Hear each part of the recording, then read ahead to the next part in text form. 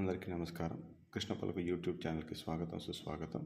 ఈ ఛానల్లో current affairs మీద నాలెడ్జ్ షేరింగ్, పొలిటికల్ అఫైర్స్ గురించి నా కామెంటరీ మరియు లేటెస్ట్ టాపిక్స్ గురించి చర్చించుకుందాం.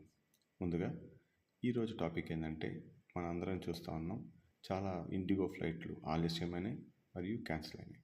దీనికి కారణాలు ఏంటో మనం క్లుప్తంగా చర్చించుకుందాం. ముందుగా మార్చి నెలలో directorate general of civil aviation అంటే DGCA వాళ్ళు కొన్ని ఆర్డర్లు పాస్ చేశారు. ఈ ఆర్డర్లనే FDTL అంటారు, అంటే ఫ్లైట్ డ్యూటీ టైం లిమిటేషన్స్ అన్నమాట. దీనికి ఇంతకుముందు ఎలా ఉంది, ఇప్పుడు ఎలా ఉంది అనే దాని గురించి మాట్లాడుకుందాం. దానివల్లనే ఇండిగో ఫ్లైట్లు చాలా వరకు పోస్ట్ పోన్ మరియు క్యాన్సిలేషన్ అయినాయి. దీని కొత్త రూల్స్ ఏంటంటే, వీక్లీ రెస్ట్ అంటే పైలట్లకి మినిమం రెస్ట్ అనేది 48 గంటలు కంటిన్యూస్గా ఉండాలి, ఒక వారంలో ఎప్పుడో ఒకసారి. ఇంతకుముందు ఇది 36 గంటలే ఉంది, దాన్ని 48 గంటలుగా పెంచారు. రెండోది నైట్ ల్యాండింగ్. నైట్ ల్యాండింగ్ అంటే అర్ధరాత్రి 12 నుంచి పొద్దున 5 వరకు ఉండేదాన్ని నైట్ ల్యాండింగ్ అనేవాళ్ళు. దాన్ని ఇప్పుడు అర్ధరాత్రి 12 నుంచి పొద్దున 6 వరకు ఏ ఫ్లైట్ ల్యాండ్ అయినా, దాన్ని టేక్ ఆఫ్ అయినా దాన్ని నైట్ ల్యాండింగ్ కింద పరిగణిస్తారన్నమాట. ఇది ఇంతకుముందు వారానికి 6 రోజులు చేయడానికి ఆస్కారం ఉండేది. ఇప్పుడు వారానికి 2 రోజులు మాత్రమే పరిమితం చేశారు.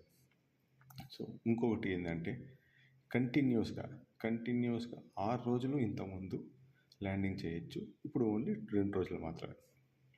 ఇంకొకటి ఏంటంటే, ప్రతి ఒక్క ఎయిర్లైన్స్ వాళ్ళ క్రూ రోస్టర్ అనేది కొత్త లిమిటేషన్ పరంగా తయారు చేసి సబ్మిట్ చేయాలి DGCA వాళ్ళకి.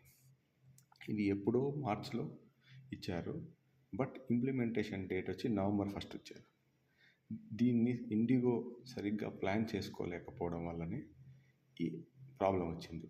ఇండిగోకి ఎందుకు ప్రాబ్లం వచ్చింది, మిగతా వాటికి ఎందుకు ప్రాబ్లం రాలేదు అంటే, ఇండిగోకి ఎయిర్లైన్ ఇండస్ట్రీలో 62% మార్కెట్ షేర్ ఉంది కాబట్టి, పైగా చాలా మటుకు ఫ్లైట్లు ఢిల్లీలో స్టార్ట్ అవుతాయి.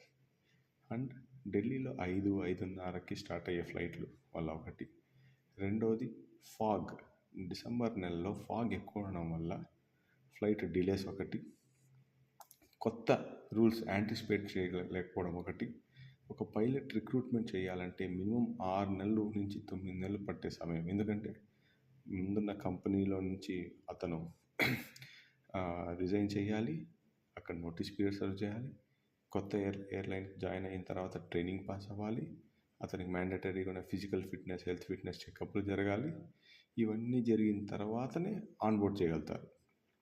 వీటన్నిటి వలన ఇండిగో ఇది యాంటిసిపేట్ చేయలేక చాలా డిలే చేసింది. దీనికి మన గవర్నమెంట్ ఎలా రియాక్ట్ అయింది? DGCA అనే body ministry of civil aviation కింద వస్తుంది. ఆ మినిస్ట్రీ తగినంత జాగ్రత్తలు తీసుకోలేకపోవడం వల్ల, తగినంత కఠినంగా ఉండడం లేకపోవడం వల్ల, పీరియాడిక్ రివ్యూస్ అనేవి చేయలేకపోవడం వలన ఇలాంటి అవస్థ వచ్చింది. అదే ఇప్పుడు మినిస్ట్రీ ఆఫ్ సివిల్ ఏవియేషన్కి ఇంతకుముందు కనీసం ఎయిర్ ఇండియా ఉండేది. ఇప్పుడు ఎయిర్ ఇండియా అనే సంస్థ కూడా లేదు.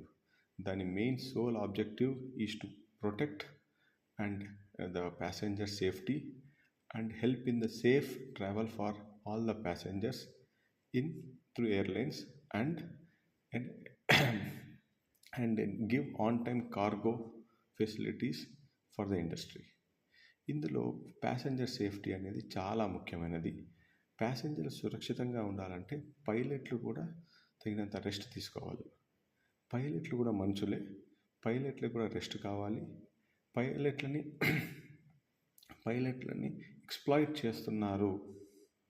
ఎక్స్ప్లాయిట్ చేస్తున్నారు అనే నెపం మీద ఒక కోర్టు కేసు జరిగింది. ఆ కోర్టు కేసు నుంచి పైలట్ సేఫ్టీ ద్వారా పైలట్ రెస్ట్ నుంచి ప్యాసింజర్ సేఫ్టీ అనే కాన్సెప్ట్ ద్వారా కొత్త నియమాలు వచ్చాయి. ఈ నియమాలని ఒక కార్పొరేట్ కంపెనీ కరెక్ట్గా యాంటిసిపేట్ చేయలేక మాకు ఎక్కువ మార్కెట్ షేర్ ఉన్న ఉద్దేశంతో ఈ విధంగా చేశారు. ఇది ముమ్మాటికి ల్యాబ్స్ అనేది ఒక కంపెనీ మీదనే ఉంది, కానీ ఇందులో ఎంతో కొంత బాధ్యత గవర్నమెంట్ మీద కూడా ఉంది. పీరియాడిక్ రివ్యూస్ చేయకపోవడం వల్ల ప్రజలకి కష్టం వచ్చింది. ఇప్పుడు కూడా మినిస్ట్రీ వాళ్ళు తాత్కాలికంగా ఆ ఆ రూల్స్ అనేవి హోల్డ్లో పెట్టారు. దీనికి ఇండిగోకి తగినంత జరిమానా విధించి కఠిన శిక్ష విధిస్తే కానీ ముందుండే కంపెనీలు దీని గురించి కరెక్ట్గా పనిచేయాలి. ధన్యవాదాలు. దీని గురించి కామెంట్స్ కింద తెలపగలరు.